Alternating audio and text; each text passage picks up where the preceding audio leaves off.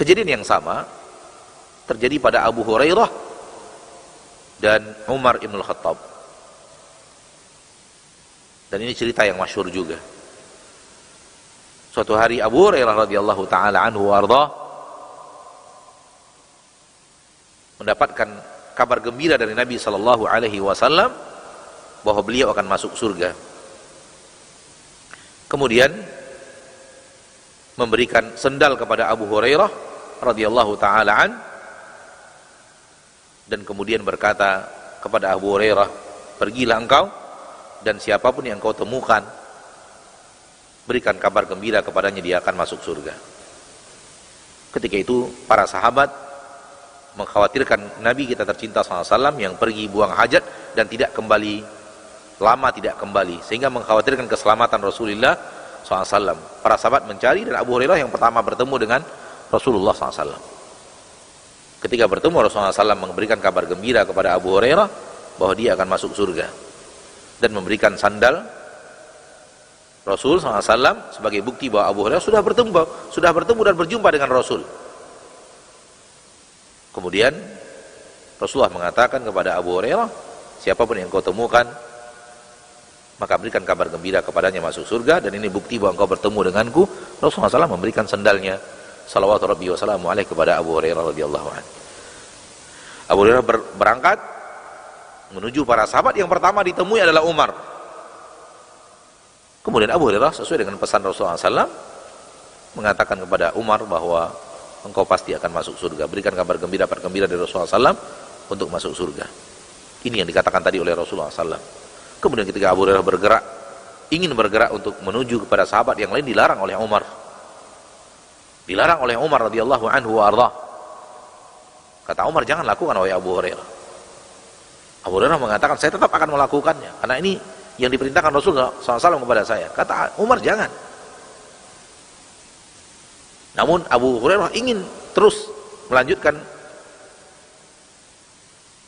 perjalanannya menuju para sahabat untuk memberikan kabar gembira. Dilarang oleh Umar sampai Abu Hurairah kemudian tidak mau dan akhirnya dipukul oleh Umar radhiyallahu taala anhu di bagian perutnya radhiyallahu anhu arda. Kemudian membawa Abu Hurairah menghadap Nabi. Tunjukkan kepadaku di mana Nabi SAW, kata Umar radhiyallahu anhu arda. Dan ketika sampai kepada Nabi SAW, Umar mengatakan, ya Rasulullah, wahai Rasulullah, biarkan manusia beramal. Jangan biarkan mereka bersandarkan kepada kabar gembira. Kabar gembira bisa membuat orang lalai. Biarkan manusia beramal ya Rasulullah. Dan apa yang dijadikan fikiran oleh Umar, apa yang menjadi istinbat oleh Umar, disetujui oleh Rasulullah sallallahu alaihi wasallam. Ketika itu baru Umar radhiyallahu taala mengatakan kepada Abu Hurairah, saatnya engkau mengkisos kalau engkau ingin mengkisos pukulan tadi. Dan ini persis kabar gembira masuk surga yang diberikan oleh Nabi SAW kepada Abu Hurairah, ditahan oleh Umar radhiyallahu taala an karena khawatir kalau kabar ini sampai kepada orang-orang yang kurang mengerti, mereka mengira bahwa sudah cukup untuk beramal. Amal sudah sampai kepada jenjang yang diinginkan oleh Allah sehingga tidak perlu lagi beramal. Dan bukan seperti itu. Kabar gembira harusnya membuat manusia semakin rajin beramal.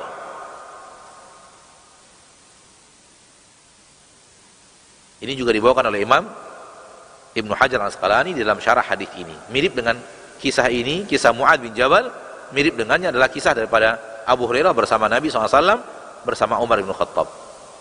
Kabar gembira akan masuk surga.